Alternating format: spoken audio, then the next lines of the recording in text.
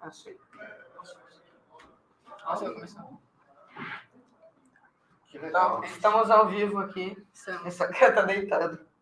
Quando entrar, Não tem problema. quando entrar algumas pessoas, Vou aí a gente já copiar o começa link. a introdução. Mas. Tá bom? Foi? Tá tudo certo? Compartilhar no WhatsApp. Mandar o link. Esperar ele entrar.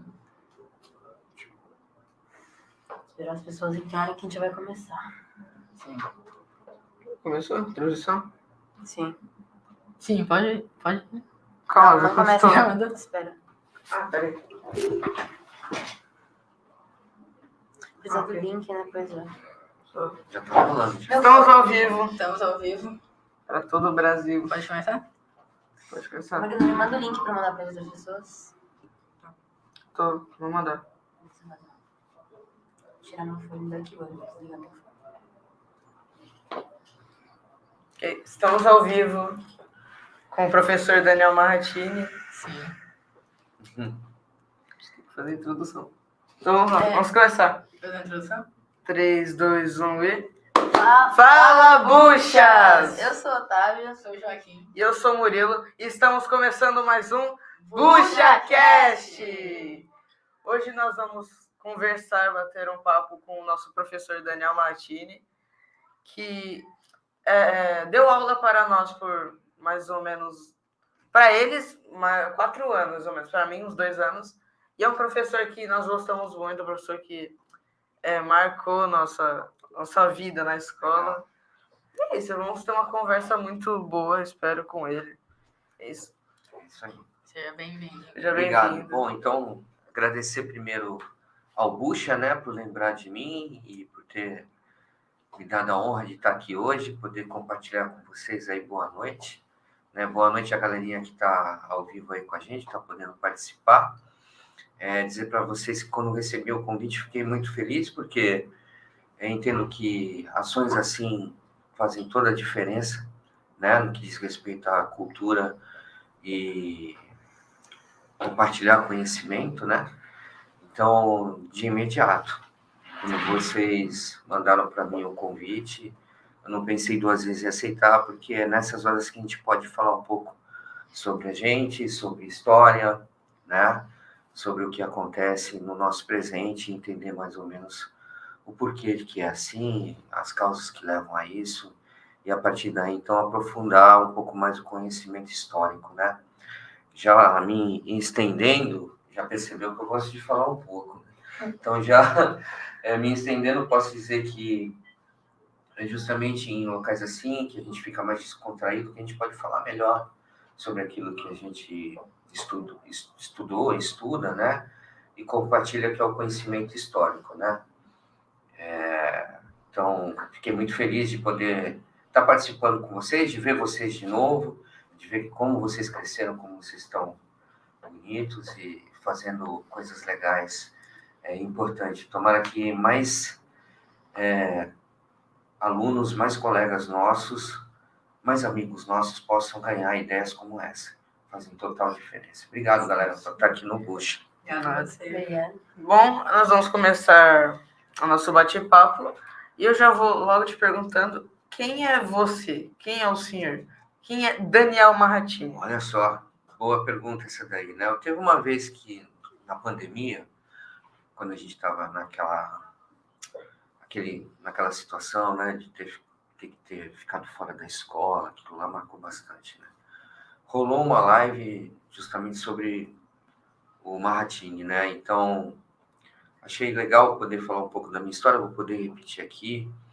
O Marratini se conheceu como pessoa a partir dos 13 anos, mais ou menos aí na idade de vocês. E a partir daí conheci o mundo através do trabalho. A minha mãe é empregada doméstica e tem 74 anos, trabalha até hoje. E a partir dos 13 ela precisou de mim, eu sou o filho mais velho, de 3, para poder ajudar com as coisas em casa. Né? Eu sou mais velho, tenho mais 2 irmãos. E aí eu precisei trabalhar muito novo, muito cedo, para poder ajudar minha mãe. Isso me tirou algumas coisas, mas ao mesmo tempo me deu outras muito importantes que me fizeram ser quem eu sou e a partir daí só me ajudou a entender melhor o que eu tinha que fazer, né? Então eu comecei a trabalhar com 13 anos, estava na escola e não me esqueço, a minha mãe chegou para mim e falou, filho, à tarde você vai começar no trabalho, né? Eu estava na escola. E aí, a partir daquele momento, eu comecei a trabalhar. Não sabia nem o que era trabalho, o que significava trabalho e por que eu tinha que fazer isso. Eu tinha 13 anos, né? Bom, a partir daí comecei a entender o porquê que precisava, claro, né? A situação em casa. E aquilo me deu mais força ainda, porque era minha mãe que estava me pedindo, né? Meu pai nos faltou naquele momento, estava passando por um processo de saúde mental, depressão, tal, não podia trabalhar e aí a coisa ficou difícil. Então aí eu pude então ajudar. E aí começou, né? Então a partir do trabalho eu comecei a ganhar responsabilidade, entender o que é responsabilidade e não parei mais. Até poder conquistar minha profissão, que é ser professor, que é o que eu gosto de fazer. Eu acho que os meninos tiveram isso bem de perto, né? E puderam ver o quanto que eu me dedico às aulas, a intensidade que coloco, a maneira como eu dou a minha aula e como eu acho que tem que ser a aula. Então isso me fez chegar onde eu cheguei, conquistar, estudar, conseguir fazer uma faculdade, não consegui fazer uma estadual, uma federal, como eu gostaria de fazer, por uma série de motivos, né, por causa do trabalho e tal, que está sempre ali, mas isso não fez com que eu parasse, muito pelo contrário, fez com que eu buscasse, me dasse mais garra, mais coragem, mais força para então poder ajudar os nossos, né? Poder ajudar a mãe. Acho que é um motivo nobre. Não esqueço até hoje, meninos, quando eu tive meu primeiro salário. Eu era office boy. Hoje nem tem mais esse termo. É contínuo que fala, né? Então eu era garoto de pagar conta, de ir no correio, entregar documento, buscar documento, ficava o dia todo na rua. E aí quando eu peguei o meu primeiro salário, eu fiquei meio feliz, né? Porque era o primeiro salário mínimo que eu estava recebendo na vida. E aí eu falei para minha mãe, eu vou comprar aquele tênis, era um Marathon da Adidas, esqueço até hoje. Tinha aquelas 3 estrelinhas atrás, tinha um azul com prata, o preto com verde, enfim. E aí quando eu cheguei para comprar, era o valor do meu salário. E eu trabalhei o mês todo. Aí caiu a real para mim, o que era trabalho, o quanto valia o meu dinheiro, e quanto que eu trabalhava e não recebia por aquilo. Deveria receber mais, né? Mas isso faz parte, né? E aí não comprei o tênis, né? Fui direto para casa com o coração apertado. Na verdade, fui até chorando, porque estava contando os dias para comprar o tênis. E quando eu cheguei, eu dei o salário todo na mão da minha mãe. Aquilo me fez me sentir melhor.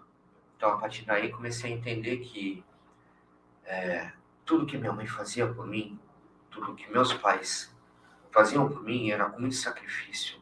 Para mim, para meus irmãos, era com muito esforço, né? Então, a partir daí, você começa a ser forjado, né? Você começa a entender, sofrer junto com os seus, as dificuldades. E assim como eu, vários trabalhadores brasileiros, né?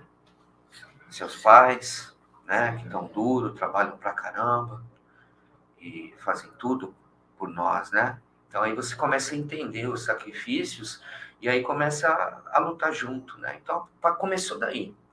Isso me fez ser quem eu sou, me fez eu ganhar responsabilidade, me fez...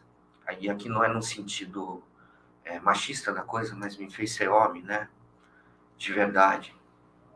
E a partir de então não parei mais. Fiquei longe da escola.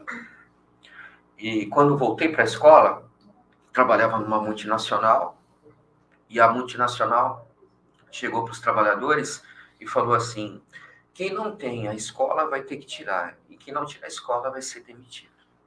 Então eu tinha que voltar a estudar, assim como eu, vários outros trabalhadores.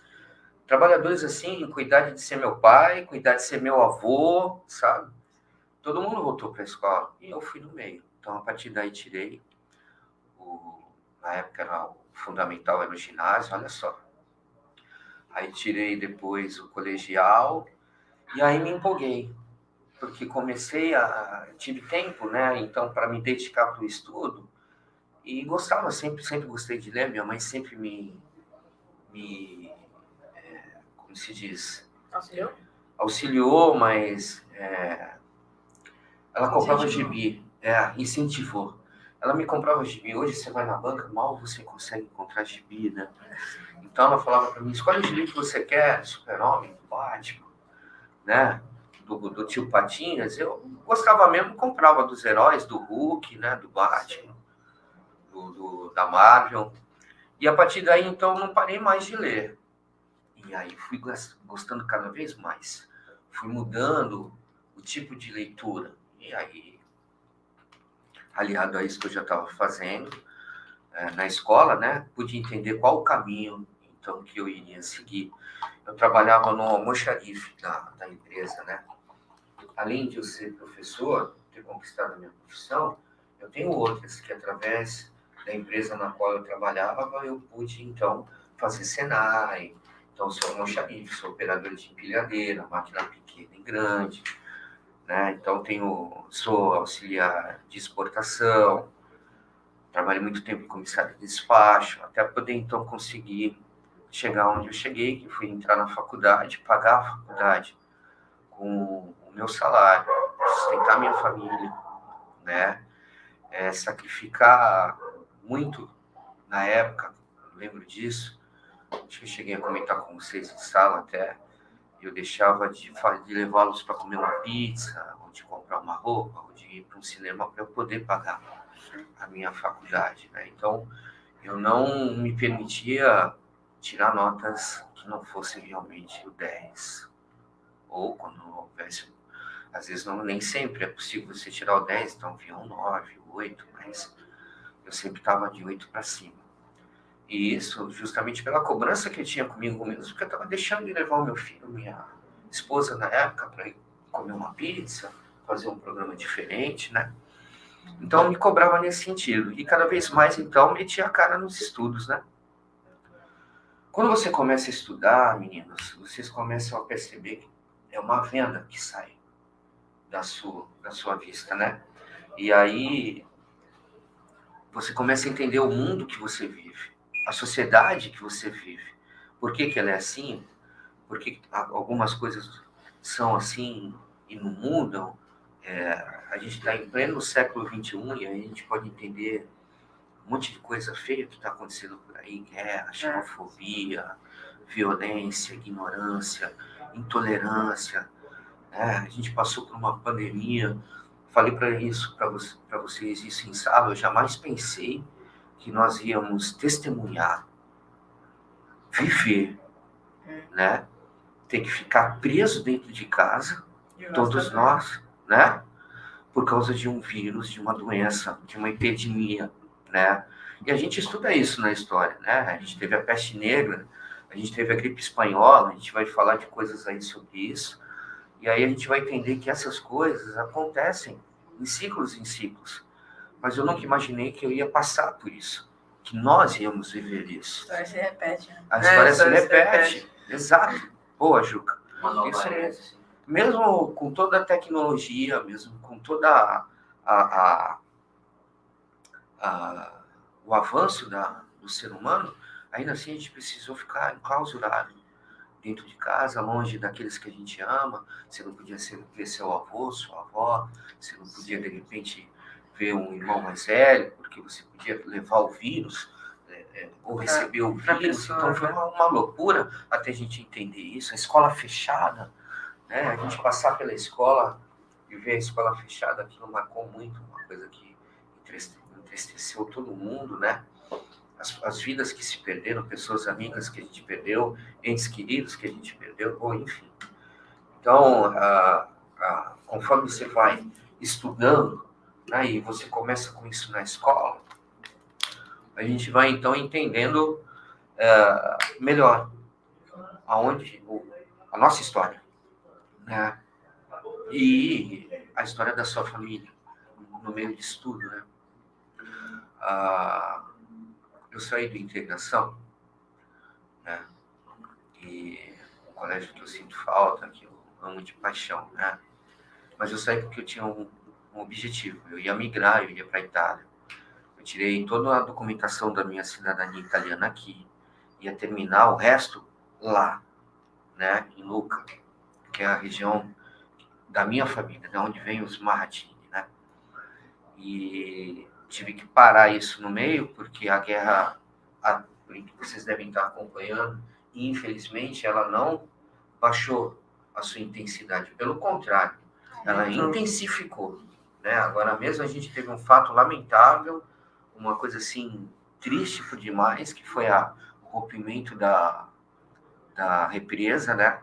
Que inundou várias cidades ali, causou a morte, a destruição de várias cidades, pessoas que perderam suas casas, mortes, o zoológico que estava bem de frente ali, os bichos que morreram, né? Mais de 300 animais ali foram embora, enfim, isso falando superficialmente, né? A gente está falando de um rompimento de uma represa, provocada por uma ação do homem, né? No intuito de destruir, no intuito de prejudicar. A gente está longe aqui, então a gente não sente isso como eles sentem lá, né? Os ucranianos. Agora, não precisa estar na Ucrânia para tu sentir os horrores da guerra. A Europa inteira está sentindo isso, o mundo todo está sentindo isso, e a gente sente aqui também, economicamente, né? Mas, assim, de forma mais forte e também emocionalmente, porque são vidas que estão indo embora por motivos que são provocados por acontecimentos históricos do passado, né? Junto com interesses do presente. Então, acabam levando a situações a essa. Então, você vê vários países europeus recebendo milhares de ucranianos, né? A gente não está falando de 20, 25 mil, a gente está falando de milhares de pessoas, né? Então, a Polônia, por exemplo, já recebeu mais de 7 milhões de ucranianos. Olha isso, cara. Só a população do Uruguai tem 4,5, aumentou um pouco agora, quase 5. Então, é o Uruguai inteiro mudando para o seu país. Tem noção disso? O impacto que isso provoca naquela sociedade para os poloneses, e não só para os poloneses, para todos os países que estão recebendo, né? Não só na Europa, mas nós recebemos aqui também, né? Ucranianos, assim como nós recebemos ucranianos, nós recebemos até hoje vários venezuelanos, né? Lá em Roraima, milhares de venezuelanos aqui no Brasil, haitianos, né? O Haiti foi destruído por uma catástrofe natural, um grande terremoto. O país não conseguiu até hoje se reerguer, vive num caos, não tem escola, não tem hospitais, não tem o mínimo de aparelhos do Estado, né? Saúde, segurança, educação, né? Assistência social. Então, assim, é um caos total, né? E aí a propagação de doenças, tal, enfim. Mas a pergunta era o Martini, então olha só, quanto eu já falei, né? Então, aí me formei na Faculdade Dom Domênico, no Guarujá, em Estudos Sociais, com licenciatura em História. Depois eu fiz uma especialização em Filosofia, né? E depois consegui fazer uma pós-graduação em Psicopedagogia, né? Ainda estou no colégio, então, né? Psicopedagogia. Essas são minhas formações, né? Então, quando eu fiz estudos sociais, me deu a chance de também trabalhar sociologia, né? De conhecer outras disciplinas que justamente trabalham junto com a história, né? E aí, quando me formei, demorou ainda 2 anos para eu poder estar dentro de uma sala de aula. Trabalhava numa construtora, né?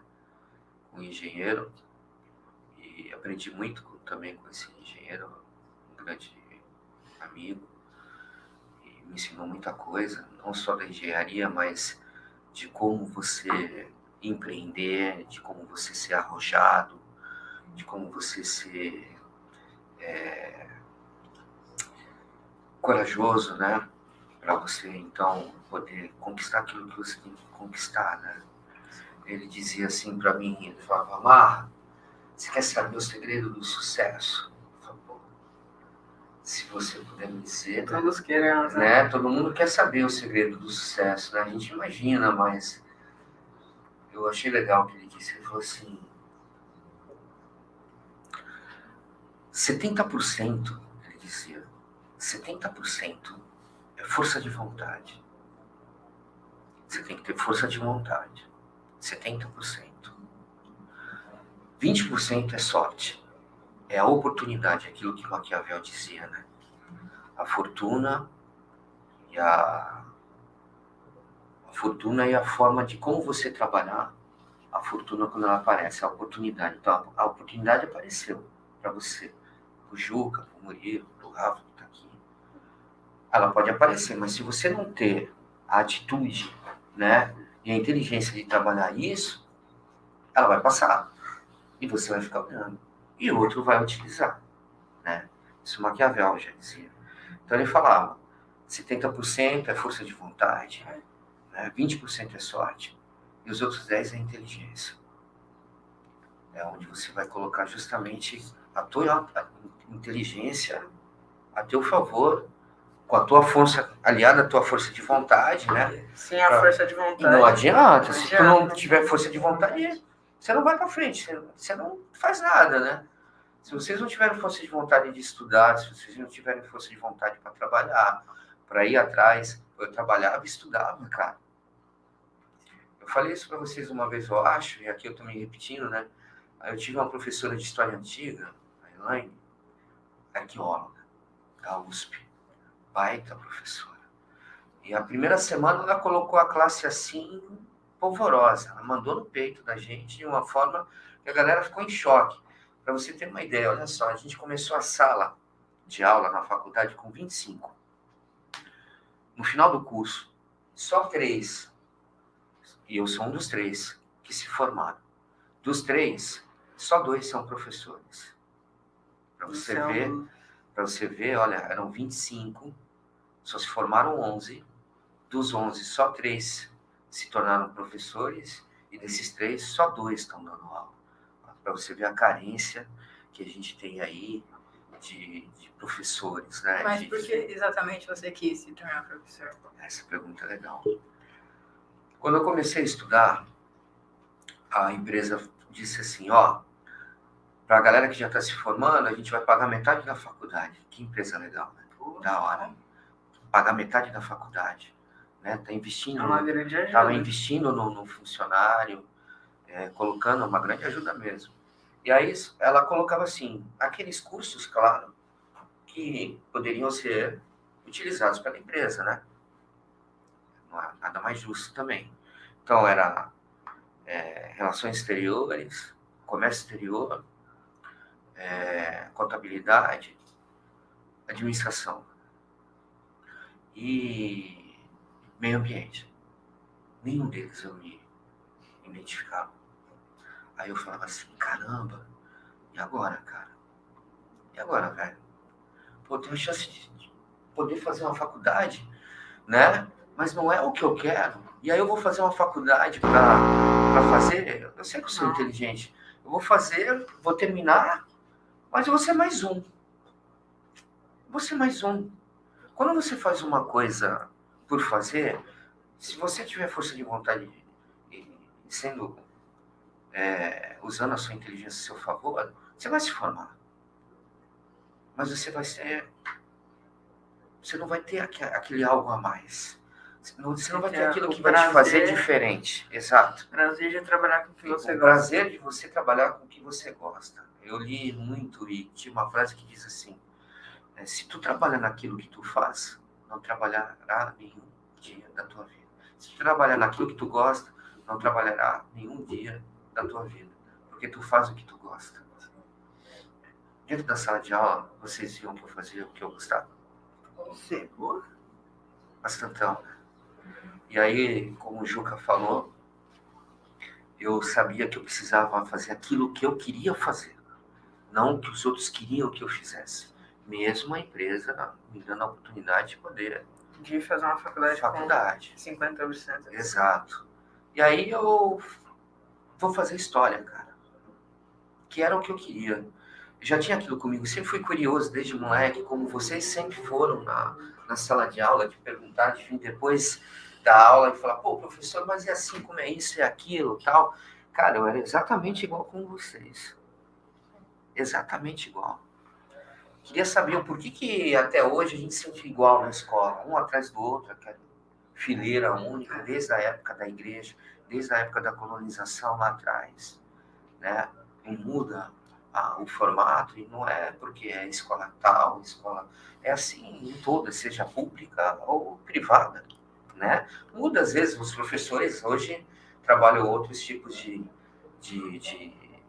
técnicas. Eu mesmo fazia vocês trabalhar muito em grupo, sentava junto, quebrava aquela coisa de sentar um atrás do outro, né? Mas, enfim, a história justamente me fez com que eu ganhasse isso, sabe? Sabia que eu ia trabalhar com história. Eu podia ser um pesquisador, eu podia ser um arqueólogo, eu podia ser um consultor, ou mesmo um professor, que é o que eu queria ser. Sim. E você trabalha com o que você gosta, né? Dar Sim, aulas. sim. E como você lidou dando as aulas no meio da pandemia, trabalhando com... Pô, legal a pergunta, Murilo. Olha só. Foi diferente. Eu não me esqueço até hoje quando a Verena chegou para nós, professores, e falou assim, ó, não vai ter jeito, a gente vai ter que fazer as aulas online, realmente vai ter que parar, o colégio vai ter que parar, só que o estudo das crianças não vão, o trabalho não vai. A gente vai fazer de qualquer jeito para que a gente consiga chegar até eles, né?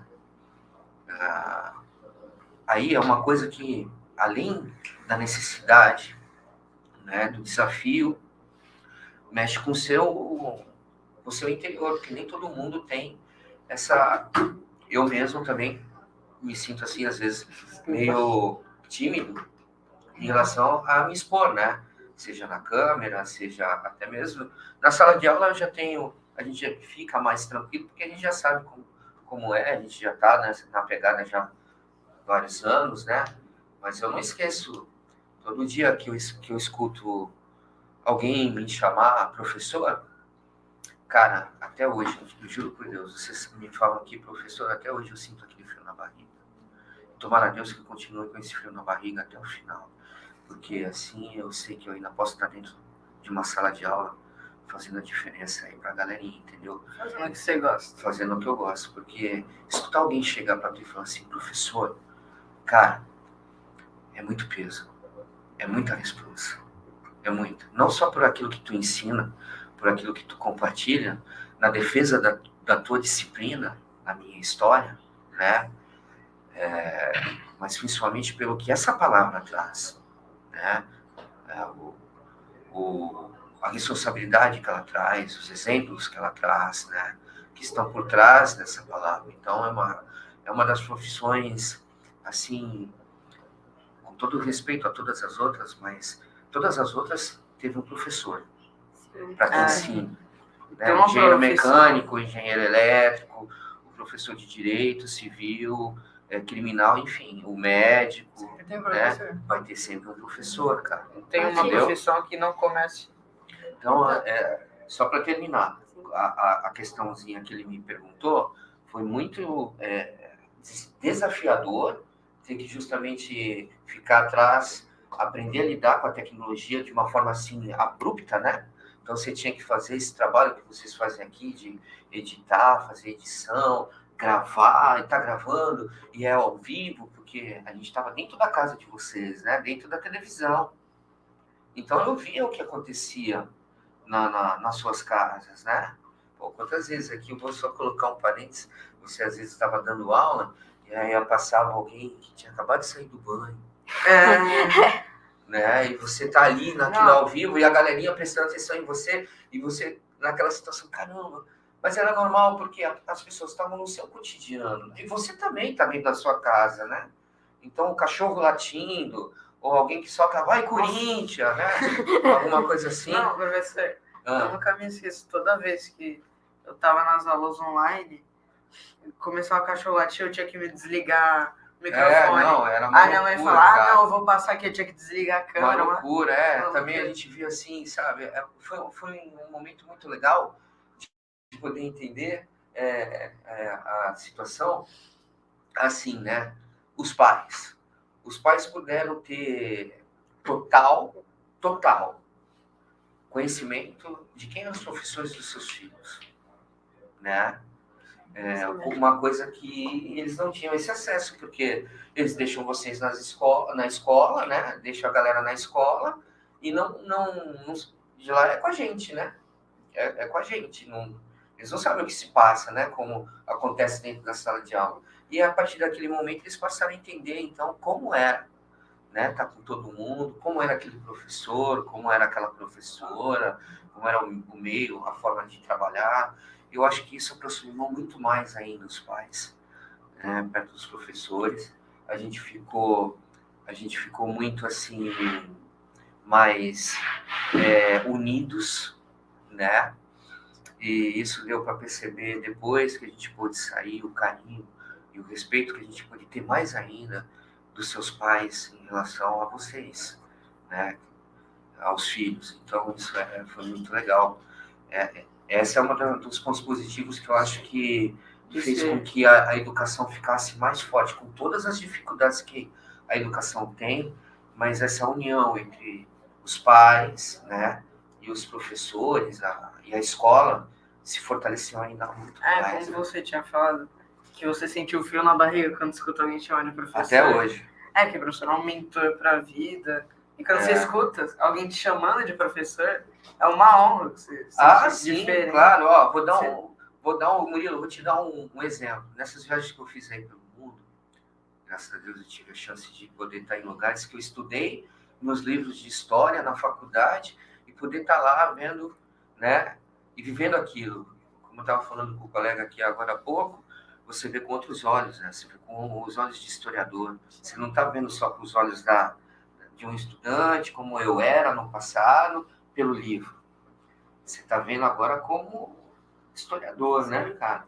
Martini, Então, fala. então, já que entramos nesse tópico, né, de coronavírus, queria falar sobre a doença que mais impactou na Europa, assim, a peste bubônica. A peste bubônica. O que você tem a nos dizer sobre ela? A peste negra, cara. A peste negra, ela é uma doença que justamente vinha da falta de higiene. Olha como o saneamento básico é importante. Porque naquela época, na Idade Média, não se tinha saneamento básico, né? Então o esgoto corria a céu aberto. Então você estava na sua casa, as valas, as valetas, corriam no esgoto, cara. Se saía na rua, o esgoto era céu aberto, velho. Não tinha essa como era algum ou outro lugar que já tinha uma certa avanço tecnológico, né? Que então você tinha sistema de esgoto como no Império Romano. Eu fui em Pompeia, eu pude ver isso assim, ao vivo, e funciona até hoje. Choveu, quando eu estive lá, choveu assim, caiu um cataclisma de água, e em momento algum aquela cidade que foi sucumbida, né, pelo Vesúvio, né, as canaletas funcionavam até hoje, a cidade não ficou debaixo d'água. E quem fez aquilo foi os romanos lá na antiguidade, para tu ter uma ideia. Olha isso. Pude ver aquilo na prática, né? Então, a peste negra, ela ela veio com o rato negro, vindo da Ásia, né, por Constantinopla. Quando chegou nos portos da Europa, esse rato se proliferou e invadiu as cidades. Não era igual o rato cinza que se tinha na Europa. Era um rato totalmente diferente, né? Era maior, mais forte. E aí aquilo se proliferou de tal maneira que a pulga do rato, né, te transmitia a doença. Não, eu lembro que o senhor até falou uma aula que as pessoas tinham medo de olhar para os infectados. Sim, não. Com medo de acabar... Porque aí, meninos, é o seguinte, vocês entraram numa parte da história que é bem legal, que é a Idade Média. E como vocês bem sabem, a Idade Média tem um outro termo, uma outra expressão. Qual é? Inquisição. Das trevas. Essa é uma ordem secular da igreja. Idade das trevas. A Idade das Trevas. A Idade das Trevas. Olha só aqui. É um nome forte, né? Forte, não é? Bem Idade forte. das Trevas. O que você imagina quando você escuta essa Idade das Trevas? Uma época muito, muito difícil, muito ruim. difícil, muito Tem ruim. Cheio isso de mesmo. morte. Cheia de depressão. mortandade, guerras, né? Doenças, violência de tudo quanto era jeito. Então, assim, em cima disso, e mais pra frente a gente vai poder falar sobre isso, a sociedade era governada pela igreja, moralmente e eticamente. Para vocês terem uma ideia, a igreja dizia que a Terra era quadrada. Quem falasse ao contrário, né? Galileu, quando falou que não, era redonda, ele precisou ficar encarcerado em casa Quase até o final da vida dele. Para vocês terem uma ideia. Os outros foram queimados na fogueira. Jordano Bruno foi um deles. E era clérigo da igreja. Então, assim, você tinha que seguir aquele padrão que a igreja colocava naquela época. Que era Então, uma você tinha. que a potência igreja muito- Era uma instituição mais poderosa que se tinha e é até hoje. É milenar. Né? Tá na Europa, ainda aplica no mundo inteiro. No mundo todo. Então, assim, independente de ser católica ou protestante, a igreja é muito forte para os cristãos. No mundo todo, Juca, como você falou. Né? E naquela época, ela era a senhora feudal. Ela não era só a igreja, ela era a maior senhora feudal daquela época, né? Os reis davam muitas terras, tal. Então você tinha que seguir aquele padrão. E ela achava que essa situação da peste negra, como tu perguntou, era um castigo de Deus pelos pecados cometidos pelos homens Sim, na terra, né? Pela luxúria, ganância, ganância, inveja. pela inveja, e aí a gente vai pelos crimes capitais, né? Como Pecados você está capitais. colocando, os pecados capitais, né? O sexo, que era colocado naquela época como uma coisa horrenda, né? Enfim, as mulheres, as pessoas, não só as mulheres, mas elas sofrendo por demais, né?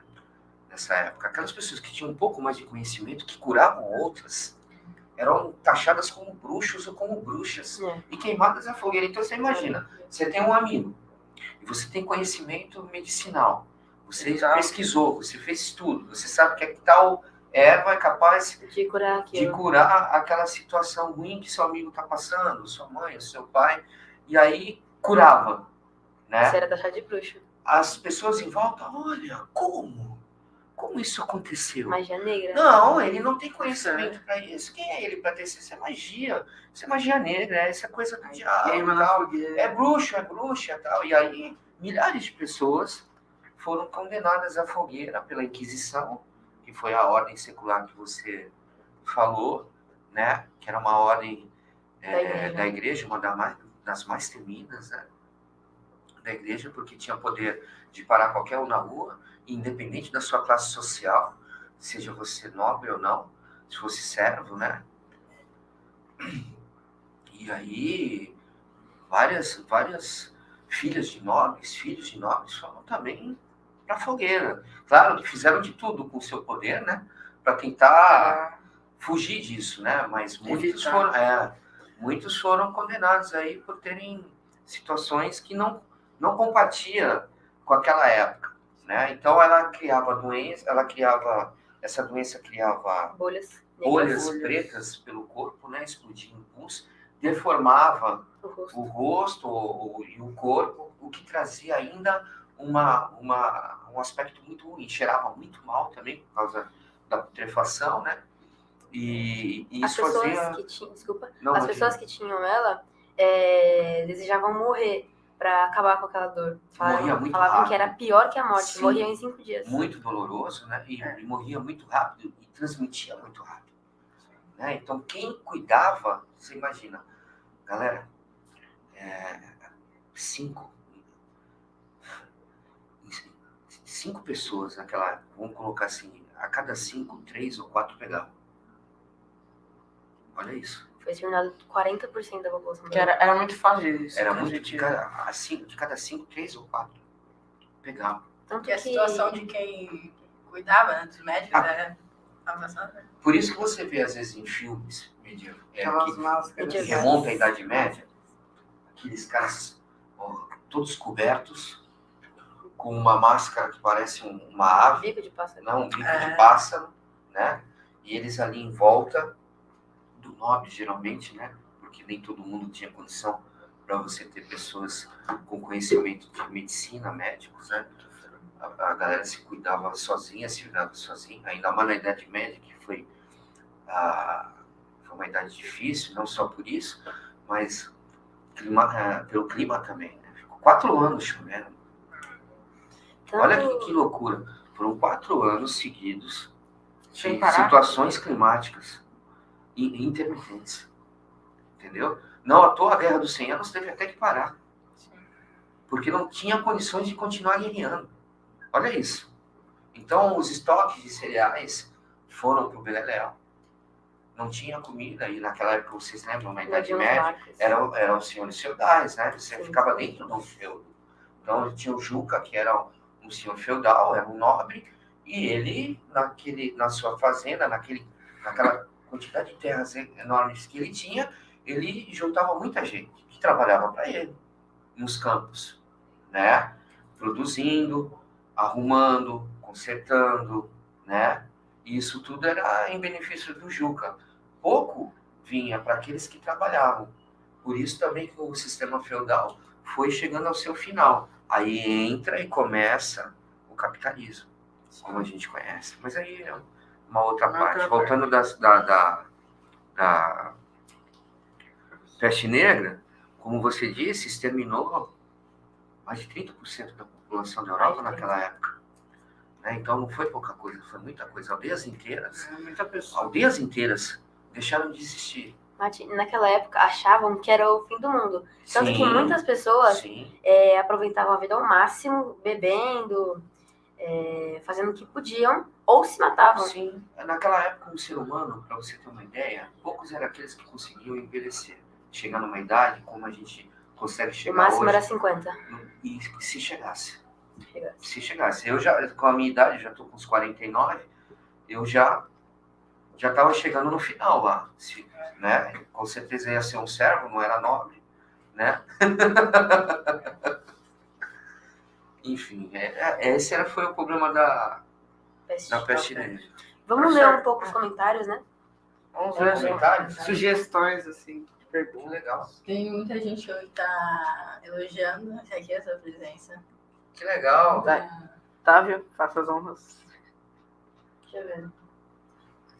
Vamos mais pra cima. Comentário da hora, hein? Aqui, ó. Henrique Passos.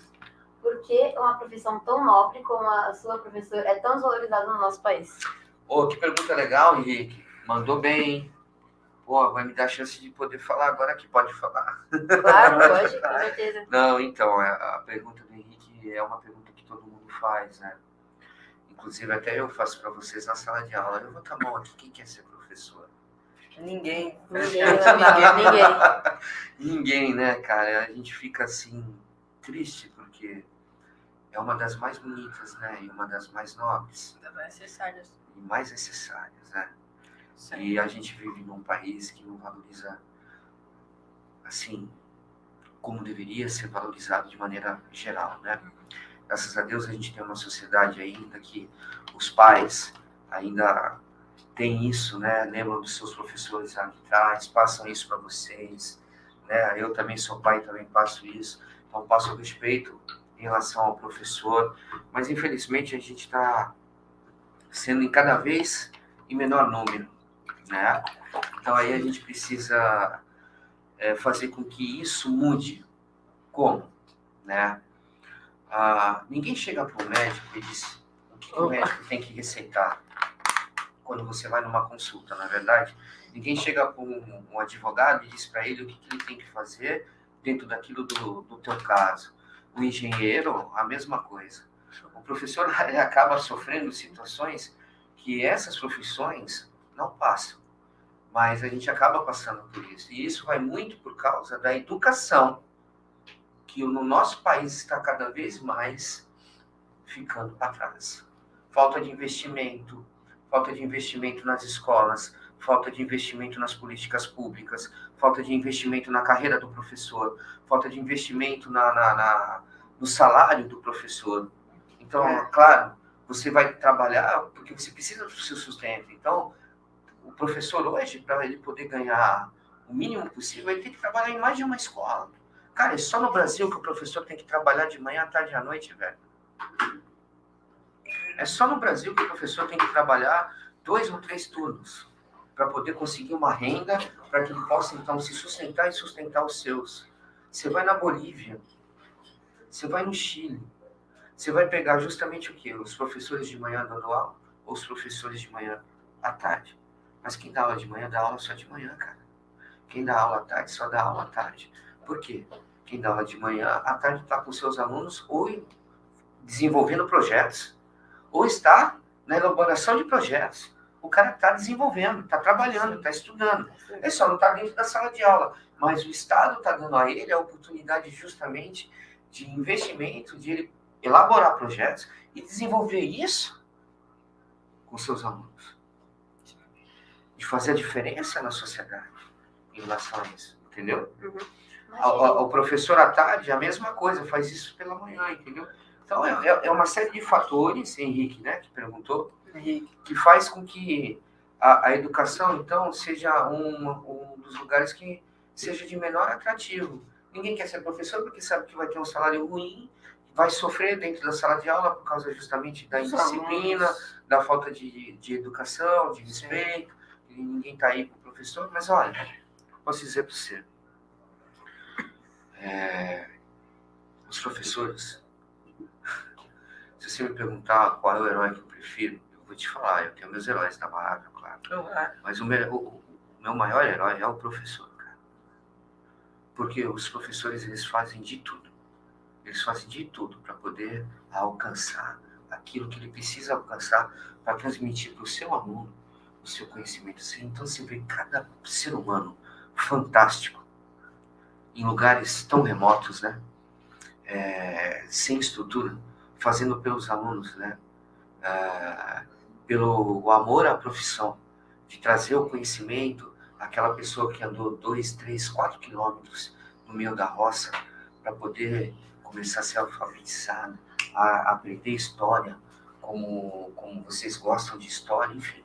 Então, eu deixo aqui aqueles que têm vontade, né, que continuem sendo fortes, que continuem com seus objetivos. Eu acho que mais pra frente a esperança, né? Sim. É a última que morre, é a última que sai do campo de batalha. Com certeza. Então, eu acredito que amanhã a gente tenha uma educação melhor e, como sempre falei para vocês em sala de aula, vocês são a ponta da espada. Se alguém pode mudar isso no nosso país, né? São vocês. Amanhã eu posso ter aí, de repente, um prefeito, um vereador, um deputado, um senador, um presidente, independente da ideologia ou do partido, né? Sim. Que você represente, mas que tenha valores sólidos, né? Que justamente não se venda. Então, voltando para a Idade Média, as igrejas, só tinha a opção da Igreja Católica. Então, o que você Até certo acha momento, sobre sim. O que você acha, não? O que você tem a dizer sobre a Igreja Católica? Bom, então, a tua pergunta é legal. Aí a gente vai adentrar na história da igreja, da religião, né? E aqui, com todo respeito, né? Todas as religiões. Para todas as religiões, né? A tolerância religiosa, enfim. É o seguinte, só existia a Igreja Católica Apostólica Romana, que foi aqui de São Pedro, através, né? Começou a criar, né? Construindo a casa de Jesus, né? E aí ela se torna poderosa. O cristianismo se torna a maior religião na Europa, né? O Império Romano, que lutou tanto contra o cristianismo, se torna cristão. Eu vi um vídeo sobre isso Se hoje torna mesmo. cristão, né? adquire o cristianismo, se rende ao cristianismo. E o cristianismo ele tem uma coisa muito forte, né? Independente se você é evangélico, se você é protestante ou católico, o que o cristianismo era forte naquela época? Porque o cristianismo dentro do Império Romano ainda não tinha igreja. Era só o cristianismo. Sim, só o cristianismo. Só a crença. A crença. E era uma crença que era perseguida pelos romanos. Era crime. Não ser católico. Não, você ser cristão, não existia nem o catolicismo ainda. Você ser cristão era crime. Só existia o César, que era o imperador. A figura de qualquer outra pessoa poderosa contra o César jamais poderia bater de frente com o imperador. Isso acontece até hoje em alguns países, né? Sim. Os mais isolados. Sim. Teve Porque, olha só para terminar. Perdão. Aí o que acontece? Os cristãos eram jogados aos leões no Coliseu. Eu não Por ser sabia cristão. disso, não sabia. Então, por ser cristão, eram torturados, sentavam na cadeira de fogo. Imagina uma poltrona onde você está sentado, flamejante. E você sentado nu. Você está sentado aqui, Você confortável. morria grudado na cadeira. Por ser cristão. E Sim. várias outras torturas, né? Que eles faziam. Para ver se a galera dissipava isso. Mas quanto mais eles faziam, mais o cristianismo ganhava força. Sim. Mais Jesus Cristo ganhava força. E aí, uma das bases, um dos pilares do cristão é justamente a unidade. Né? Então, o que acontecia? Os cristãos, você não conhecia, cara. Eu não conhecia quem era o Juca, eu não conhecia o Murilo, o Rafa, você não conhecia ninguém. Mas era cristão, vem pra cá. Se esconde aqui. Ó, Todo mundo se ajudava mesmo. todo sem mundo se ser- ajudava, entendeu? Ou seja, aquilo passou a ser uma unidade tão forte, aí o cristianismo passou a ser uma religião. O que significa a palavra religião? Conexão. Conexão, né? Conexão. Então, assim, a conexão une a todos, né? O ato de conectar, imbuído a uma situação que, no caso, é a religião, que era o cristianismo. Aí nasce, através de Pedro, né? Que foi o primeiro papa para os católicos. E aí a coisa começa, então, a se desenvolver, as igrejas começam a ser colocadas, e a igreja, cada vez mais, começa a ter poder. Poder mesmo.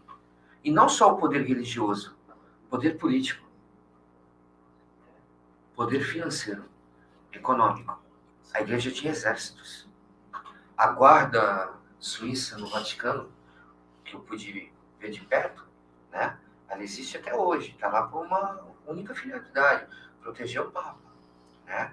Mas se você pegar na Idade Média, a igreja ia para a guerra. As cruzadas foram provocadas pela igreja e motivadas, claro, pela situação econômica que a Europa passava naquela época, né? Estava todo mundo quebrado, por causa também da peste negra, e aí olharam para o Oriente e falaram, vou para lá, com a desculpa do cristianismo, de levar o cristianismo a outros povos, aos infiéis, né?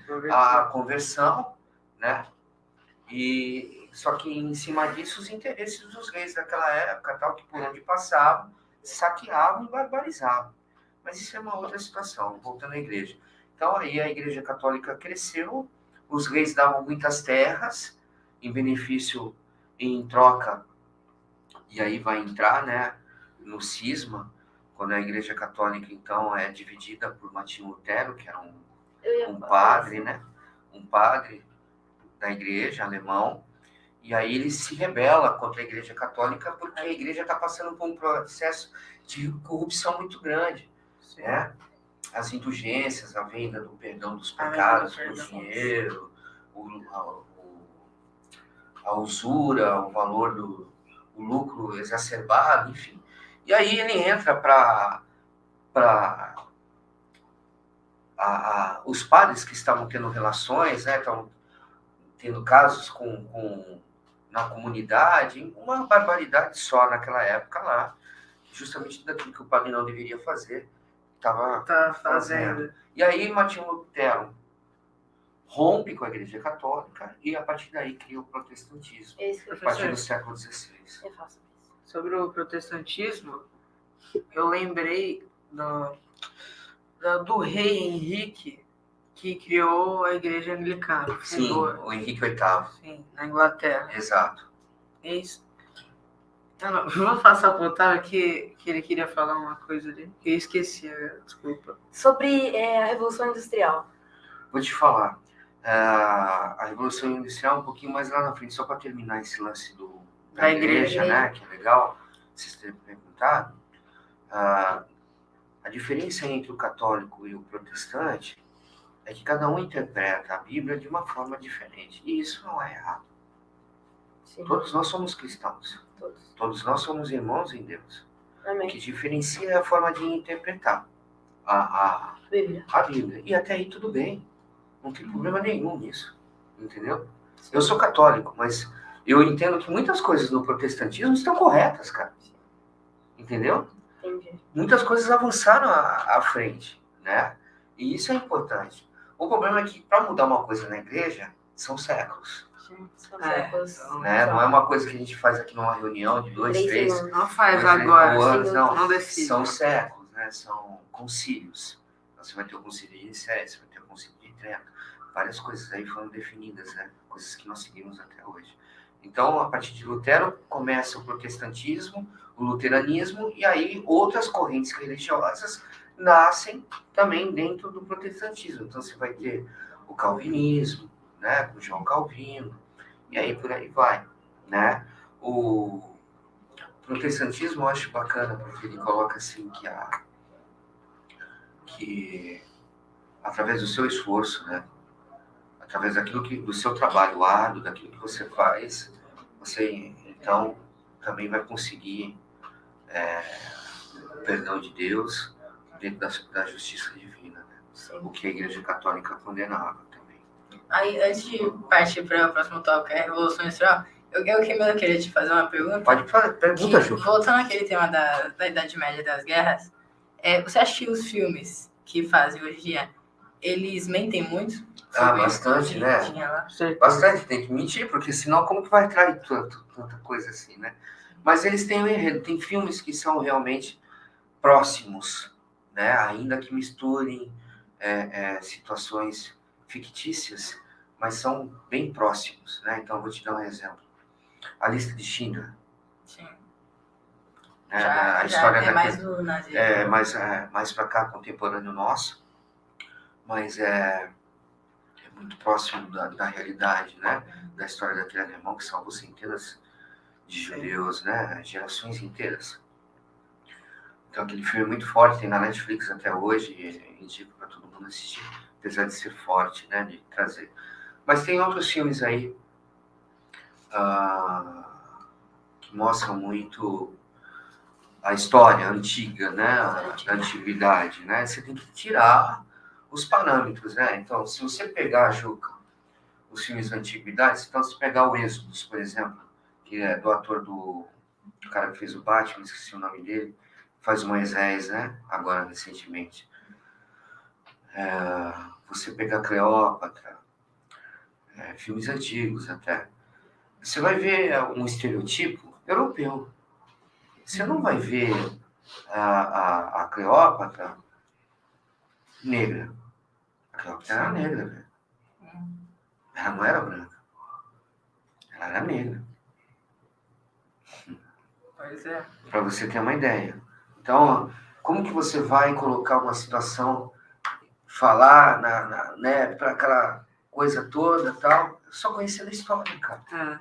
Você entendeu? E aí vem o lance do racismo também, do racismo estrutural. Né? Professor, calma.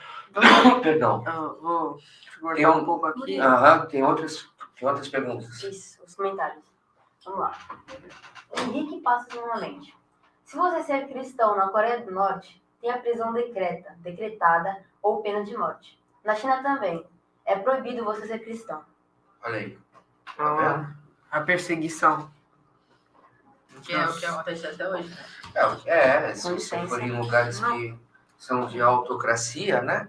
São de regimes fechados, Professor, e falando sobre perseguição, tem o lance da Alemanha nazista, que perseguia os judeus na Segunda Guerra Mundial. Sim. E é uma coisa muito triste que acontecia com os judeus que Não só os viviam judeus, a os sua negros, crença. ciganos, É. deficientes físicos, mentais. Teve toda uma diáspora, né? Pra puxar ele. Isso mesmo, Juca. Homossexuais alemães, inclusive. Então, para você ter uma ideia, o Einstein, cara, era judeu-alemão e fugiu da Alemanha para justamente não parar Ele foi perseguido. não parar na Câmara de Gás, né?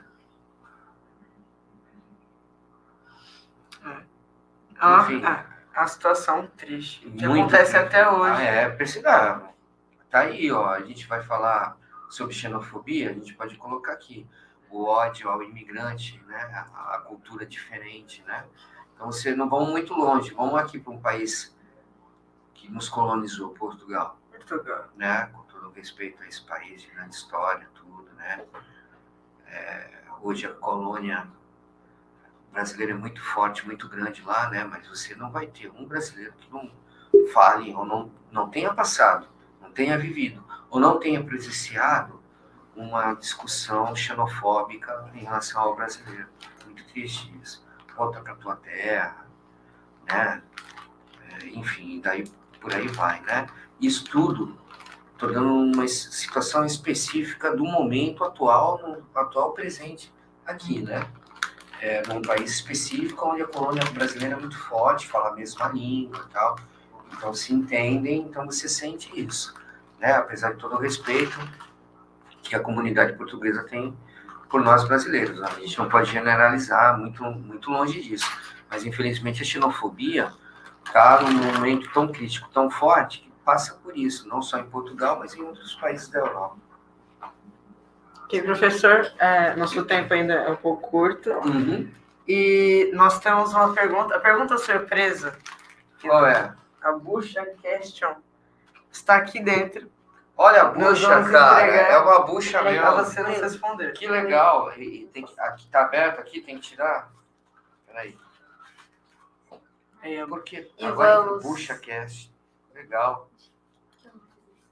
Vamos lá, pergunta. Bucha question. Question.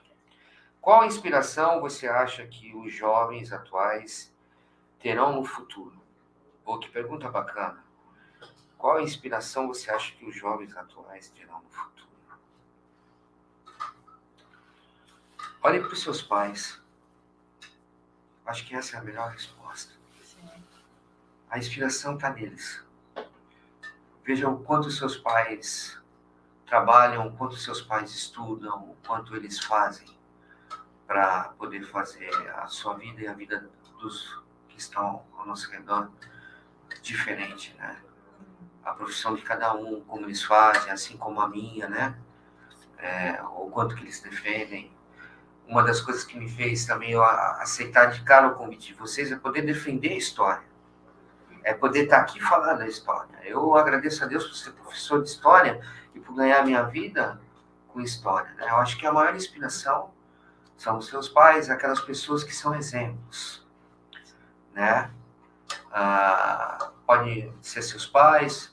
Eu tive outras pessoas como exemplo que me ajudaram a ser quem eu sou, me formaram como pessoa, a ganhar valores, né? E isso vai fazer então que você faça diferença ao seu redor.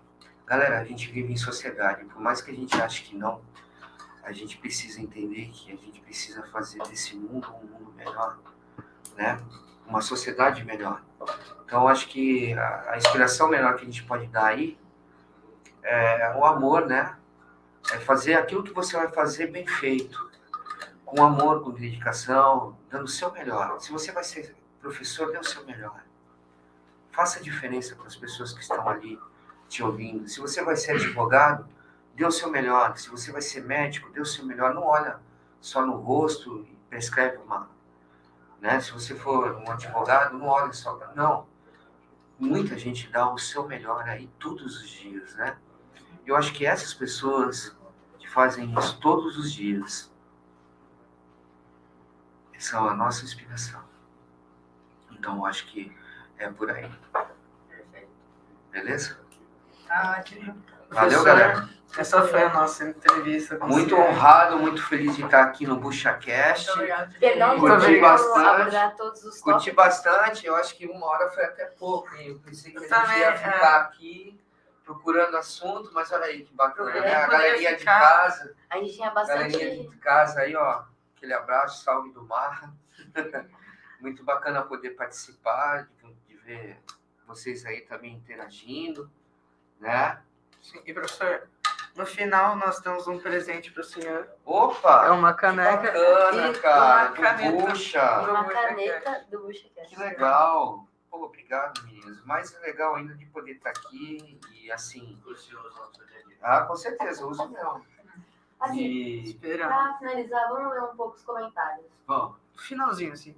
José Carlos Gonçalves perguntou: as aulas de música não seriam uma boa para a educação? Essa eu concordo. Eu também ó, concordo. com certeza, José Carlos. Eu acho que a música ela já está inserida em outros países aí na grade curricular. Você quer ver outra coisa também? O xadrez. O xadrez deveria estar presente na grade curricular, né?